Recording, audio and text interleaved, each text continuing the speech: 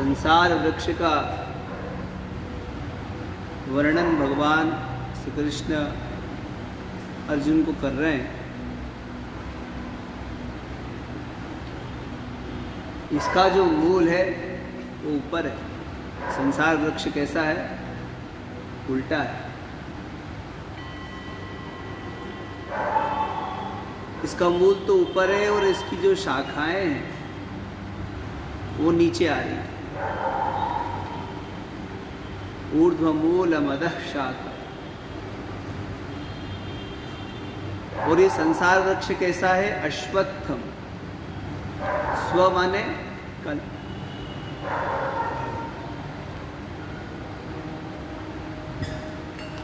जितने भी लोग रह रहे हैं उनको अपने कल का पता थोड़ी है कि कल हम होंगे कि नहीं होंगे। था माने स्थित, टिका हुआ। पर कल का पता नहीं है, इसलिए अश्वत्थम। और अव्यय है, राहुरव्यय। जल होता है नदी में, और नदी निरंतर गतिशील होती है, प्रवाहशील रहती है। हरिद्वार वगैरह में स्नान करने जब गंगा में जाओ तो जिस जल में आपने गोता लगाया वो वहां टिका कहाँ है? आगे निकल गया। और तुम देखोगे जल तो उसमें दिख रहा है नदी में, बस जो नदी गतिशील होती है उसमें जल ठहरता कहाँ है? पता नहीं कहाँ निकल गया। कितनी तीव्र गति से बह रही है। हरिद्वार से ऊपर और पहाड़ों में चले जाओ तो वहाँ तो कितनी तीव्रता से जल बहता है। समतलता में तो फिर भी थोड़ी गति कम हो जाती है, पर पहाड़ों से जब नीचे आ रही है गंगा जी, देखो कनकगिरियों का भेदन करते हुए जब वो समुद्र की तरफ जाने लगती हैं तो कितनी उफान में रहती है, कितनी तीव्र गति से जाती है। और एक क्षण में जो जल यहाँ दिख रहा था, कुछ क्षण में वहाँ। संसार ऐसा ही है। लोग बरकरार दिख रहे हैं हमको, लोग पैदा भी हो रहे हैं, मर भी रहे हैं। रोज लोगों का जन्म हो रहा है और रोज ही लोग मर भी रहे हैं। पर ये अव्यय है, प्राहुरव्ययम। और इसके जो पत्ते कैसे हैं? तो वेदादि शास्त्र, वेद, पुराण, ज्ञान, इतिहास शास्त्र, विज्ञान पत्ते। यस्या छंदांसि यस्य पर्णानि। तो जो इस संसार रूपी वृक्ष को जानता है, भगवान ने कहा स वेदविद, वो वेदज्ञ, वो विद्वान है। और ये वृक्ष कैसा है? अधश्चोर्ध्वं प्रसृतास्तस्य शाखा गुण प्रवृद्धा विषय प्रवाला। इसकी शाखाएं ऊपर नीचे शब्दों फैल रही है और निरंतर। और फैल भी कैसे रहा है? अपने आप से ही। कैसे बढ़ रहा? गुण प्रवृद्धाओं में जो वृक्ष होते हैं, उन वृक्षों के जो पत्ते गिरते हैं तो वहां तो कोई सफाई करने जाता नहीं, तो वृक्ष और ना कोई पानी देने जाता है, ना कोई खाद देने जाता है। तो वो जो वृक्ष होते हैं वो उनके पत्ते ठंडियों में, पतझड़ के समय में गिरते रहते हैं और वो वहीं पड़े रहते हैं। बारिश होती है, वहीं सड़ते रहते हैं, गलते रहते हैं, उनसे खाद बनता रहता है और उन वृक्षों को मिलता भी रहता है और उसी के द्वारा उनका पोषण होता रहता है। 100 साल, 200 साल, 300 वर्ष ऐसे उनकी आयु बढ़ती रहती है। अच्छा, इस पे एक और चीज है। आप अपने घर में तुलसी रखते हो, रोज पानी डालो, खाद पानी सब डालो, उसके बाद पे भी थोड़े दिन में सूख जाती है। और जंगल में जो वृक्ष खड़े हैं वो सूख नहीं रहे, उनके पत्ते हरे भरे। कैसे?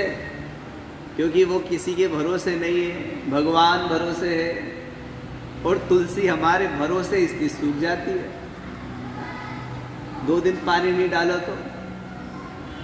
तो जो भगवान का आश्रय ले लेता है वो निरंतर सुख समृद्धि से हरा भरा रहता है, आनंद की हरियाली में उसका जीवन रहता है।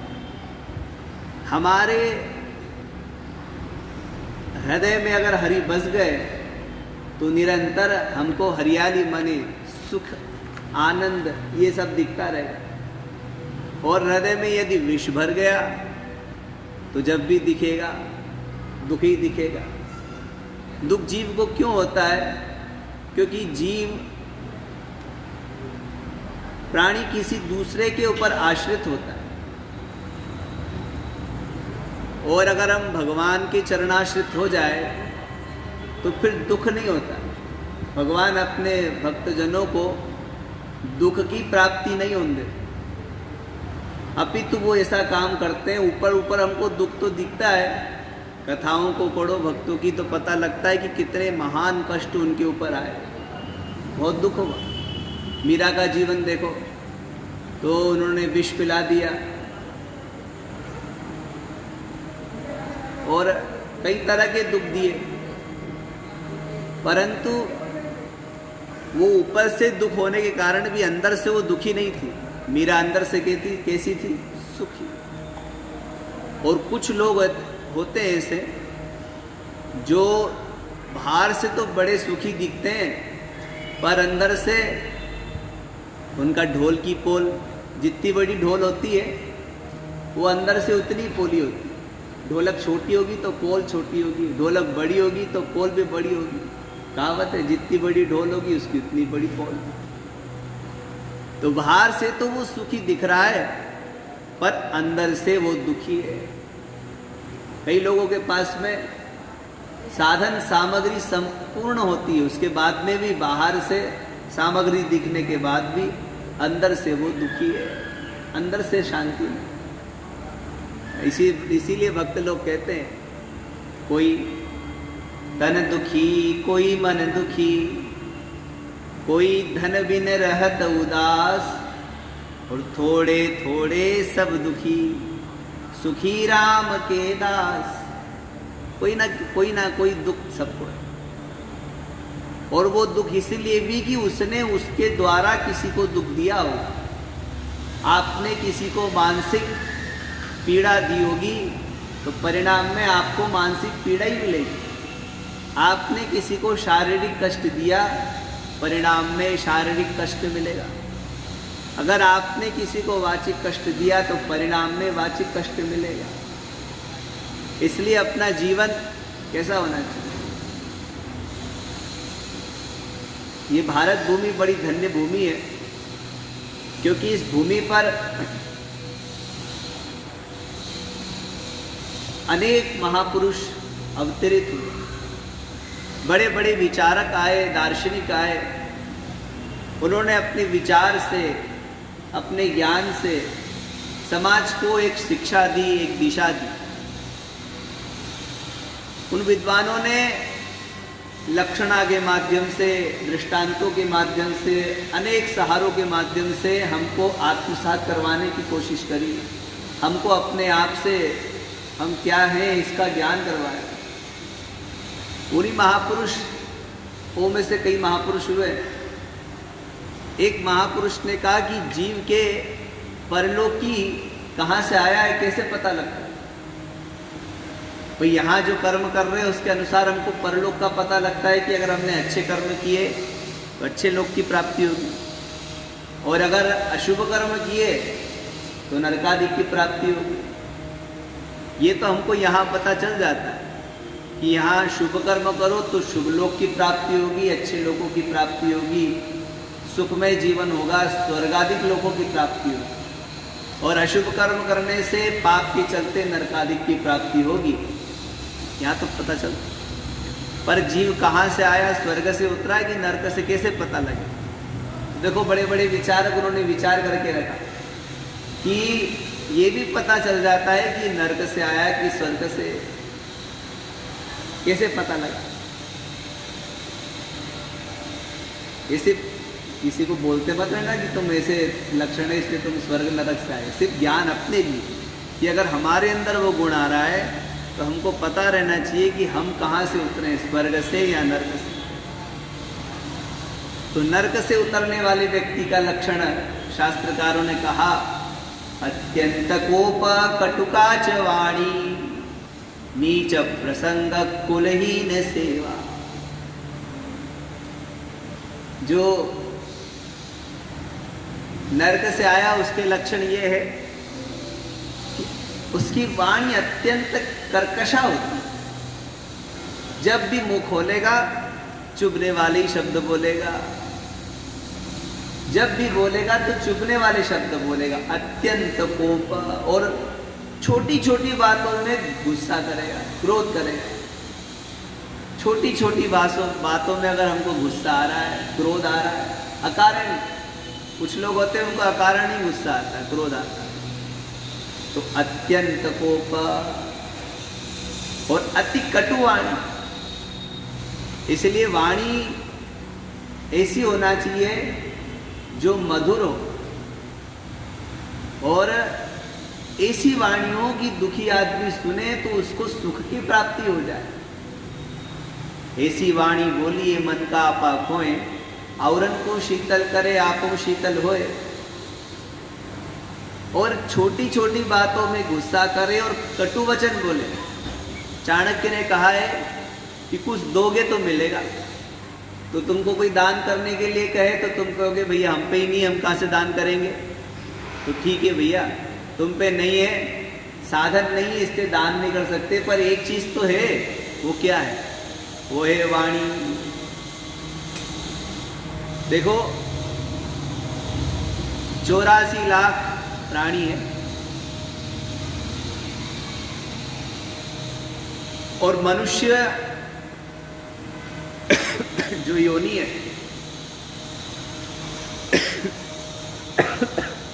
इसमें उसको अपनी संपूर्ण इंद्रियाएं मिलती है। मनुष्य के अंदर 5 ज्ञानेंद्रियां भी हैं और 5 कर्मेंद्रियां भी। ये ध्यान रखो, कितनी इंद्रियां होती है मनुष्य के अंदर? 10 इंद्रियां होती, 5 ज्ञानेंद्रियां और 5 कर्मेंद्रियां। कर्मेंद्रियां उनको कहते हैं जिससे कर्म होते हैं। जैसे हाथ से क्या हो रहा है? कर्म। हाथ को ज्ञान नहीं है, हाथ को शब्द ज्ञान थोड़ी होता, हाथ को रूपक ज्ञान नहीं हो रहा है। हाथ से कर्म होता है। हाथ से क्या होते हैं? कर्म। इसलिए हस्त कर्मेंद्रिय कहलाती है संस्कृत में। दूसरा है पैर। पैर भी कर्मेंद्रिय, पैर चल रहे हैं ना, क्रिया हो रही है, कर्म कर रहे हैं। पैर को क्या ज्ञान है? आंख बंद कर लो और पैर से कहो तू देख सकेगा? नहीं, और पैर चलेगा। पैर कर्मेंद्रिय। और मलमूत्र त्यागने के दोनों स्थान वो भी कर्म कर रहे हैं। 4 हो गए। एक है जिह्वा। जिह्वा बोल रही है ना, ये बोल रहे कर्म हो रहा है। इनको कहते हैं कर्मेंद्रिय। ज्ञानेंद्रिय क्या है? तो ये आंख रूप देख रहे हो, काला आदमी खड़ा है, गोरा आदमी खड़ा है, मोटा आदमी खड़ा है, ऊंट खड़ा है, बगीचा फूलों का है, बगीचे में फल लगे हुए हैं, ये कच्चा है पक्का सब दिख रहा। आँख से देख के बोल रहे हो, हरा पीला नीला रंगीला। आँख से ज्ञान हो रहा है, इसलिए ज्ञानेंद्रिय। चक्षु जो है ज्ञानेंद्रिय, चक्षु ज्ञानेंद्रिय। दूसरा है कान। श्रोत्र ज्ञानेंद्रिय बोलते हैं संस्कृत। कान से सुनने के बाद में पता चलता है कि ये शब्द शुद्ध है अशुद्ध है। मराठी बोल रहा है, गुजराती बोल रहा है, बंगाली बोल रहा है, संस्कृत में बोल रहा है, हिंदी में बोल रहा है। ये कोयल बोल रही है, गधा चिल्ला रहा है, कुत्ता भौंक रहा है, घोड़ा हिरना रहा है, शेर दहाड़ रहा है, हाथी चिंगाड़ रहा है। ये सब ज्ञान कैसे होगा? सुनने के बाद। एक होती है नाक, घ्राणेंद्रिय, उसको भी ज्ञानेंद्रिय बोलते हैं। घ्राण माने नासिका, उससे भी ज्ञान होता है गंध का। सूंघने के बाद पता लगता है वाह वाह गुलाब की खुशबू आ रही है, अरे वाह किसी ने दाल में बड़ा सुंदर तड़का लगाया, क्या खुशबू आ रही है। अरे वाह, कितनी अच्छी खुशबू इसकी आ रही है। हाँ, हलवा सीख रहा है, दाल सीख रही है। सूखने के बाद तो पता लगता है गंध से। नाले के पास से निकल के जा रहे, अरे दुर्गंध आ रही है, तो ये गंधक ज्ञान है। तो ज्ञान इंद्रिया 3। एक ही जिह्वा, जैसे ही मिर्ची पड़ी पता लग गया अरे अत्यंत तीक्ष्ण है, तीखा है। और जैसे रसगुल्ला आया, वाह वाह बड़ा मीठा है। और नीम खा ली तो अरे कड़वा खा लिया, आंवला खा लिया तो अरे अम्ल है। और जैसे ही इमली गई, अरे बड़ा खट्टा है। तो ये ज्ञान कैसे हो रहा है? जिह्वा का स्पर्श करते ही पता लगा। तो ये रसनेन्द्रिय, ज्ञानेन्द्रिय। और एक होती है त्वगेंद्रिय। ये जो त्वचा होती है ना, इस पे कोई भी चीज पड़े, त्वगेंद्रिय सर्वव्याप्त होती है। कुछ इंद्रियां तो एक ही स्थान में होती है, हाथ हाथ की जगह होंगे, पैर की जगह होंगे, आंख आंख की जगह होगी, नाक नाक की जगह होगी, कान कान की जगह होंगे, रसना रसना की जगह होगी। पर एक इंद्रिय जो सर्वव्यापी होते, पूरे शरीर में रहती है, उसको बोलते त्वगिंद्रिय, सब जगह। पैर के तलवे से लेकर के तुम्हारी ये जो जिसके बाल नहीं होते, गंजे लोग होते हैं ना, उसके वहां तक, उसके सिर पे पानी पड़े तो पता लग रहा है गर्म है, ठंडा है। पैर में भी पानी पड़े तो ठंडा गर्म, चुभ गया बड़ा कोमल। ये कैसे ज्ञान होना? स्पर्शक ज्ञान। त्वगिंद्रिय, ज्ञानेन्द्रियां। तो ये ज्ञानेन्द्रियां हैं, कर्मेंद्रियां हैं। तो ये मनुष्य के अंदर तो होती है, प्राणी में, मनुष्य प्राणी में तो ये पूरी इंद्रियां होती।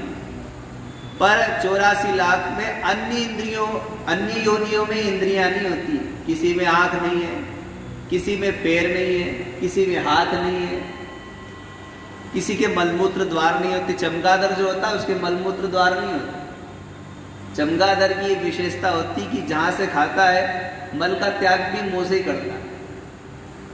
इसलिए लोग बोलते हैं, शास्त्र में आया है कि जो लोग निंदक होते हैं ना, निंदक, मरने के बाद में चमगादड़ बनते हैं। क्यों? क्योंकि निंदा जो है अत्यंत घृणित कार्य है, निंदनीय कार्य ही है निंदा। पर निंदा मगन गरीसा। और ऐसा निंदनीय कार्य जो अपनी जिह्वा से करे तो मरने के बाद में, क्योंकि गंदगी उठा रहा दूसरों की, तो मरने के बाद में चमकादड़ ही होगा कि अपनी गंदगी अपने मुंह से निकालेगा। इसलिए निंदनीय कार्य। वाणी की बड़ी विशेषता होती, तो प्राणियों में मनुष्य को छोड़ करके कहीं वाणी नहीं होती। ध्वनि तो होती है, गाय भी चिल्लाती तो माँ पता तो लगता है, भैंस बोलती है, शेर दहाड़ता है, हाथी चिंगाड़ता है, नहीं सब, पर स्पष्ट रूप से नहीं पता लगता। मनुष्य स्पष्ट रूप से बोल सकता है, जितना चाहे उतना बोल सकता है। भगवान ने उसको एक शक्ति दी, उसका नाम है वाणी। तो चाणक्य ने कहा, भैया तुम कुछ दान पुण्य नहीं कर सकते, पर एक चीज तो है, वाणी। तो कम से कम लोगों को अच्छा शब्द बोलो, ऐसा बोलो जिससे उसको सुख मिले। वचनेन का दरिद्रता, वचन अच्छा बोलने में क्यों दरिद्र होना। तो जिसकी वाणी अगर अच्छी नहीं है तो समझ लो ये भी नरक से आया। अत्यंत कोपक कटुका चवाणी। और ऐसे लोगों के बीच में बैठ उठ रहा है जहाँ सभ्य समाज नहीं जाता। नीच प्रसंग कुलहीन सेवा नरकस्थितानाम इह जीवलोके चत्वारि चिन्हानि वसन्ति दे। ये 4 लक्षण बताए। ऐसी जो स्वर्ग से आया उसके भी लक्षण बताए। स्वर्ग से आया तो कैसा पता लगेगा स्वर्ग से आया।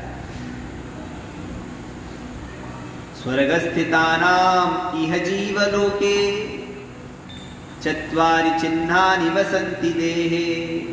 दान प्रसंग, ऐसा व्यक्ति दाता हो, कुछ ना कुछ किसी ना किसी रूप में करता रहे, अपनी शक्ति सामर्थ्यानुसार उसमें जितना भगवान ने उसको दिया उसके अनुसार वो दान पुण्य में लगाए, अच्छे कार्यों में लगाए। कोई दान कर रहा है, कोई अच्छे कार्यों में सम्मिलित हो रहा है। और नियम है कि जहां भी धर्म का कार्य हो रहा हो, आर्थिक रूप से सहयोग करो। अर्थ से सहयोग नहीं कर सकते तो कम से कम तन से सहयोग करो, शारीरिक रूप से सहयोग करो। और वैसे भी नहीं कर सकते, शरीर भी अस्वस्थ रहता है, तो कम से कम मन से भी सहयोग करो। पर लोगों जहां भी धर्म का कार्य हो रहा हो, इसलिए भगवान ने गीता में कहा स्वल्पमप्यस्य धर्मस्य त्रायते महतो भयात्। मनुष्य छोटा भी धर्म करे तो बड़े से बड़े संकट से उबर जाता है। और शुभस्य शीघ्रम, अच्छे कार्य को पहले करो, उस पर विचार मत करो। धर्म का कार्य अगर हो रहा हो तो तुमको अगर कोई कहे कि 1 लाख दो तो नहीं दे सकते तो 1000 दो, तो 10,000 नहीं दे सकते तो कोई बात नहीं 1000 दो, 1 नहीं दे सकते तो 100 दो, 100 नहीं दे सकते तो 10 दो, अरे 10 नहीं तो 1 आना ही दो पर दो जो। और अगर वो भी नहीं दे सकते तो कम से कम वहाँ जा करके शरीर से सेवा करो, और वो भी नहीं कर सकते तो कम से कम मन से उस कार्य के अच्छे के लिए तो करो। तो धर्म का कार्य जहाँ आ रहा वहाँ खड़ा हो। दान प्रसंग मधुरा च वाणी, और जिसकी वाणी बड़ी मधुर है। जरूरी नहीं कि जो मधुर बोल रहा वो अच्छा ही हो, कई लोग ऐसे होते हैं कि मधुर तो बोलते हैं पर अंदर से मलिन होते हैं। मधुर वचन वो नहीं जी मोरा, खाई महा अहि हृदय कठोरा। मोर जो होता है ना, तो मोर बोलता बहुत अच्छा है। तो गोस्वामी जी ने कहा कि कुछ लोग बहुत अच्छा बोलते हैं मोर के जैसे, दिखते भी अच्छे हैं पर उनके चरित्र अच्छे नहीं होते। क्या खाता है मोर पता है? मोर खाता है सांप। तो खाई महा अहि हृदय कठोरा, बड़ा कठोर होता। अहि माने सांप, सांप को खा जाता है। इसलिए लोग मोर पंख वगैरह घर में रखते हैं जिससे सांप नहीं आए। मोर को देख करके सांप भाग जाता है। मोर गरुड़ का पुत्र है ना, इसलिए बड़ा सुंदर। तो मधुर वाणी के साथ साथ आचरण भी अच्छे।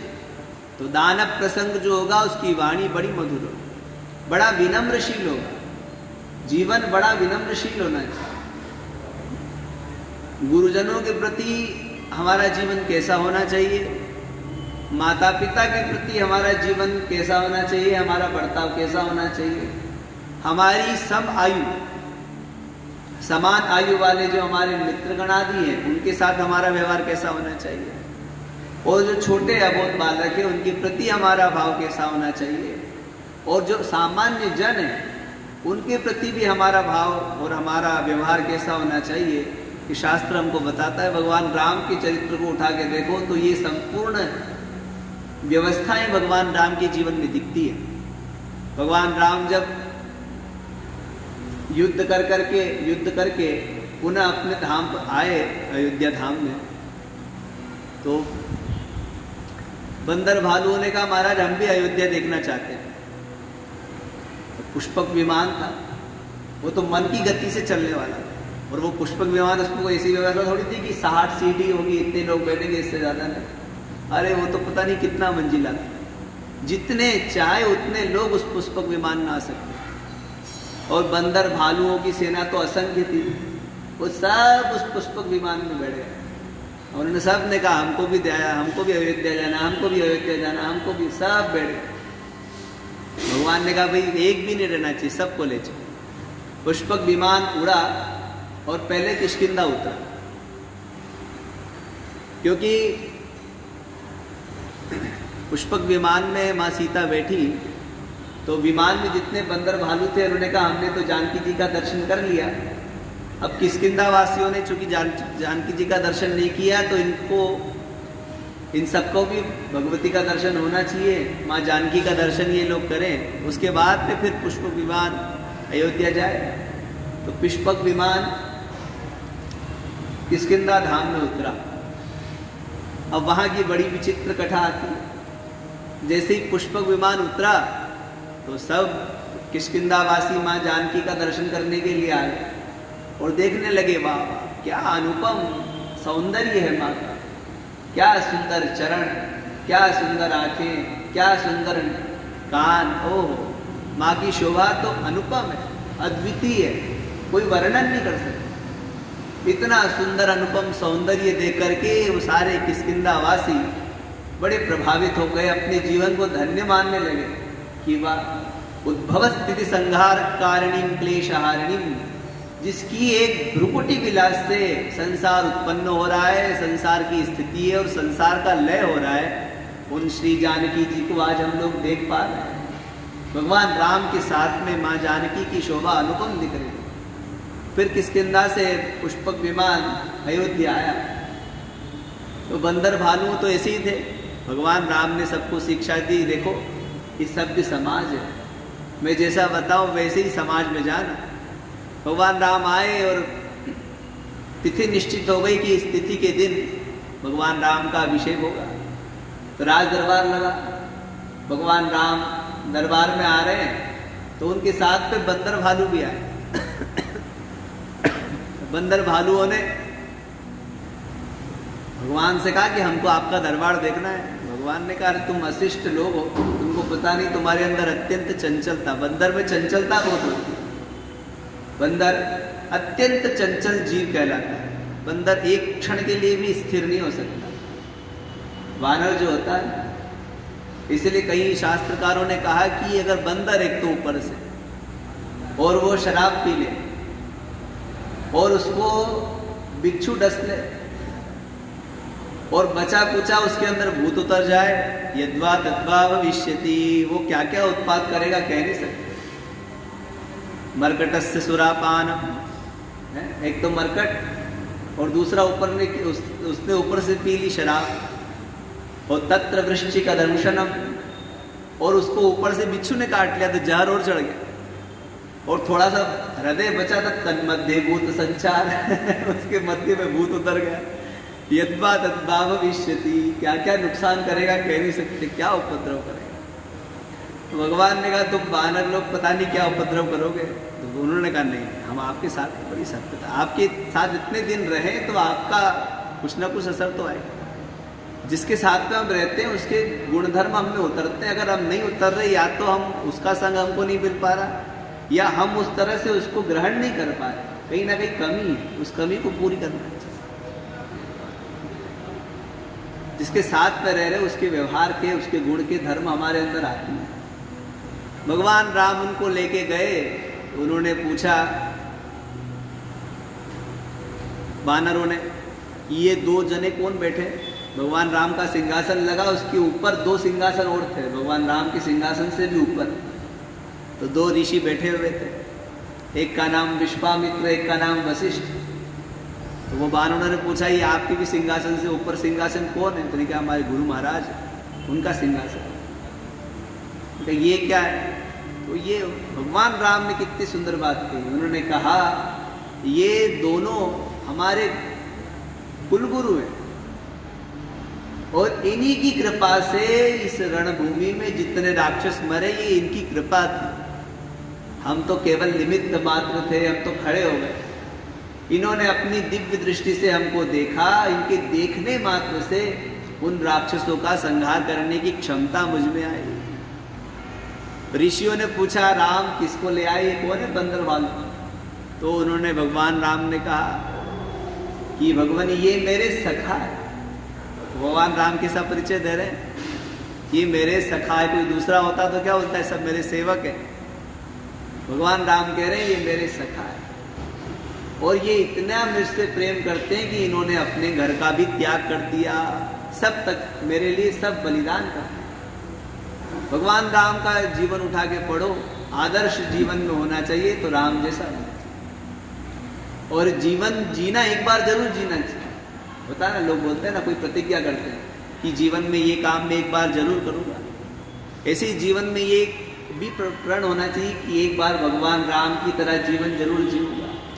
जिस तरह से भगवान राम ने जो शिक्षा दी, जो चरित्र हमको करके दिखाया, जो धर्म ग्रंथों में था, रामावतार के समय भगवान राम ने वो अपने जीवन में उतार करके समाज को दिया। जो गूढ़ रहस्य धर्म की बातें पुराणों में, शास्त्रों में थी, उसको भगवान राम ने अपने चरित्र में उतार करके समाज को दिया कि प्रातःकाल कैसे उठना, कैसे बैठना, मित्रों के साथ व्यवहार कैसा होना, शत्रुओं के साथ में कैसा होना, छोटों के साथ में कैसा, बड़ों के साथ में कैसा, क्या करना क्या नहीं करना, ये संपूर्ण चीज भगवान राम ने हमको बताई। तो भगवान का जीवन पढ़ने से हमारा जीवन उन्नतमय होता है। और ये संसार कैसा है, अश्वत्थम आज है कल रहेगा कि नहीं रहेगा, किसने देखा। और अव्यय है, प्राहुरव्यय निरंतर गतिशील है, बह रहा है, इसको जान पाना कठिन है। फिर भी ये वृक्ष इतना विशाल है, अधश्चोर्ध्वं प्रसृतास्तस्य शाखा, और बढ़ता है। गुण प्रविद्धा विषय प्रवाला, और इसके अंदर गुण है, कौन कौन से, सत्वगुण, रजोगुण, तमोगुण। और ये गुण ही, जब आप हमारे अंदर सत्वगुण आता है तो हमारी इच्छा होती है हम पाठ करें, पूजा करें, भजन करें, सत्संग करें, अच्छी चीज। और जब रजोगुण हमारे अंदर उतरता तो हमारी इच्छा होती है चलो आज कुछ खा ले, आज कुछ सिनेमा दिखाएं, आज थोड़ा ये कपड़े पहन ले, वो कर ले, आभूषण पहन ले। और तमोगुण आता है तो कोई इच्छा नहीं होती, पड़े रहो बिस्तर में, गालियां दो। अच्छे कामों की तरफ, भगवान की तरफ अगर प्रेरित हो रहे, उसका मतलब तुम्हारे अंदर सत्व गुण बढ़ रहा है। संसार के विषय भोग की कामना बढ़ रही, इसका मतलब है रजोगुण बढ़ रहा है। और यदि तामसिक गुण बढ़ेगा तो पाप वृत्ति होगी, पाप बुद्धि बढ़ रही है। तो जब गुण हमारे अंदर बढ़ रहा हो उसी समय समझना, सत्व गुण बढ़ रहा हो तो घी में, अग्नि में घी का काम करो और घी डालो, बढ़ेगी। सत्व गुण बढ़े तो अच्छे कार्य करो, रजोगुण भी ठीक है, पर जब तमोगुण बढ़े तो भैया उस आग को बुझाने की कोशिश करो। आलस्य आए, प्रमाद आए, निद्रा आए, भगवान ने वो सारे गुणों का वर्णन किया। असंभव आज इतने हैं। श्री राम जय जय राम, श्री राम जय जय राम, जय जय राम।